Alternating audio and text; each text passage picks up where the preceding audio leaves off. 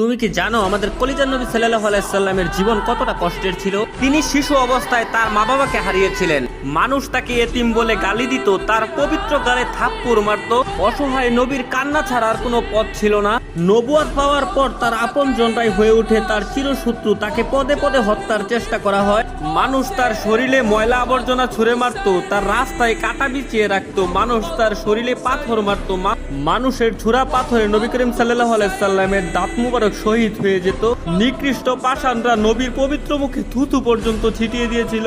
নবী করিম সাল্লাল্লাহু আলাইহি সাল্লামের কষ্টের দহন আরো বাড়লো যখন তার শিশুকালে কলিজার 3 পুত্র সন্তান ইন্তেকাল করেছিল। আবার কলিজার নবীর ঘরে চুলাও জ্বলতো না। ঈদের দিনও তিনি না খেয়ে ঈদগাহে যেতেন। ইসলামের জন্য আমার নবী 3 বছর গাছের পাতা খেয়ে বেঁচেছিলেন। এত কষ্টের মাঝে থেকেও আমাদের কলিজার নবী আমাদের জন্যই শুধু কেঁদেছেন।